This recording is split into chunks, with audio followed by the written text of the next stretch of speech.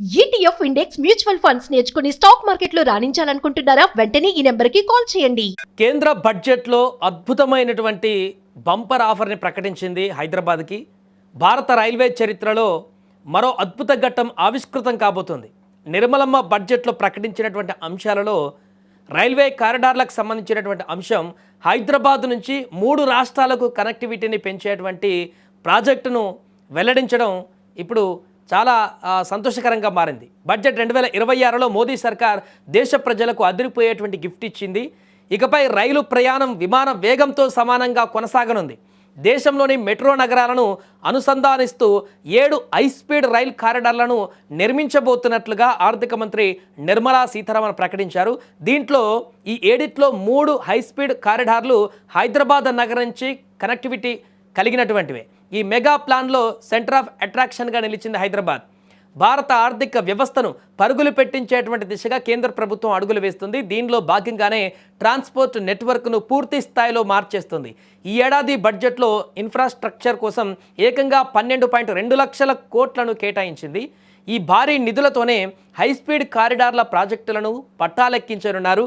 ఢిల్లీ నుంచి వారణాసి వరకు, ముంబై నుంచి పూణే వరకు ఇలా మొత్తం 7 మార్గాలను ఎంపిక చేశారు. ముఖ్యంగా మన హైదరాబాద్ విషయానికి వస్తే కేంద్రం భాగ్యనగరానికి పెద్దపీట వేసింది. మొత్తం 7 కారిడార్లలో 3 కారిడార్లు హైదరాబాద్ కేంద్రంగానే ఉండడం విశేషం. హైదరాబాద్ నుంచి బెంగళూరుకు 1 కారిడార్, హైదరాబాద్ నుంచి చెన్నైకి 1 కారిడార్ మరియు హైదరాబాద్ పూణే మధ్య 1 కారిడార్. అంటే మహారాష్ట్రకు, కర్ణాటక, తమిళనాడు 3 రాష్ట్రాలకు కూడా ఈ యొక్క హైదరాబాద్ పాయింట్గా కారిడార్లు నిర్మించబోతున్నారు. ఈ మార్గాలలో హైస్పీడ్ రైళ్లు పరుగులు తీయబోతున్నాయి. ఈ ప్రాజెక్టుల వల్ల హైదరాబాద్ నగరం దేశంలోనే అతిపెద్ద లాజిస్టిక్ మరియు రవాణా హబ్గా మారనుంది. అలాగే హైదరాబాద్కు కలిగేటువంటి ప్రయోజనాలు ఏంటంటే, మొదటగా హైదరాబాద్ బెంగళూరు కారిడార్ గురించి చెప్పుకోవాలి. 2 ఐటీ నగరాల మధ్య ప్రస్తుతం ఉన్నటువంటి ప్రయాణ సమయం దాదాపు సగానికి పైగా తగ్గుతుంది. దీనివల్ల ఐటీ నిపుణులు, వ్యాపారవేత్తలు ఒక్కరోజే వెళ్ళి తిరిగి వచ్చేటువంటి సదుపాయం కలుగుతుంది. ఒకవైపు రోడ్డు కారిడార్ కూడా గ్రీన్ఫీల్డ్ హైవే నిర్మాణం అవుతుంది, మరొక వైపు ఈ రైల్వే కారిడార్ కూడా నిర్మాణం అవుతుంది. ఈ 2 నిర్మాణం కావడం వల్ల విమాన ప్రయాణాలకు పోటీగా ఈ రెండింటి మధ్య ప్రయాణ సౌకర్యం అనేది ఈజీ యాక్సెస్ కలుగుతుంది. దీంతో ప్రజలు ఎక్కువగా ప్రయాణం చేయడానికి అవకాశం మారుతుంది రైల్వే రోడ్డు మార్గం ద్వారా. ఇక హైదరాబాద్ చెన్నై కారిడార్తో పోర్టుల కనెక్టివిటీ పెరుగుతుంది. వస్తు రవాణా వేగవంతం అవ్వడం వల్ల ఇక్కడ తయారయ్యేటువంటి ఉత్పత్తులు అంతర్జాతీయ మార్కెట్కు త్వరగా చేరుతాయి. అలాగే హైదరాబాద్ పూణే లైన్ వల్ల పశ్చిమ భారతదేశంతో వ్యాపార సంబంధాలు మరింత బలోపేతం అవుతాయి. ఇక ఈ హైస్పీడ్ రైళ్ల వల్ల కేవలం ప్రయాణ సమయం తగ్గడమే కాకుండా ఎకానమీకి పెద్ద బూస్ట్ లభిస్తుంది. రైల్వే స్టేషన్ల చుట్టూ కొత్త టౌన్షిప్లు కూడా ఏర్పడతాయి. దీనివల్ల రియల్ ఎస్టేట్ రంగం పుంజుకుంటుంది మరియు వేల సంఖ్యలో నిరుద్యోగులకు ఉపాధి అవకాశాలు లభిస్తాయి.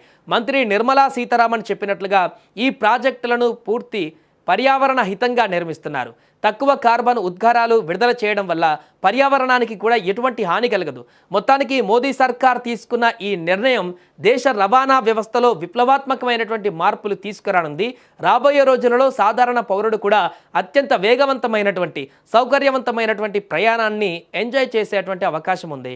The potential of cities to deliver the economic power of agglomerations by mapping city economic regions based on their specific growth drivers. An allocation of 5,000 crore per CER over 5 years is proposed for implementing their plans through a challenge mode with a reform cum result based financing mechanism. In order to promote environmentally sustainable passenger systems, we will develop 7 high-speed rail corridors between cities as growth connectors, namely Mumbai to Pune, Pune to Hyderabad, Hyderabad to Bengaluru, Hyderabad to Chennai, Chennai to Bengaluru, Delhi to Varanasi, Varanasi to Siliguri.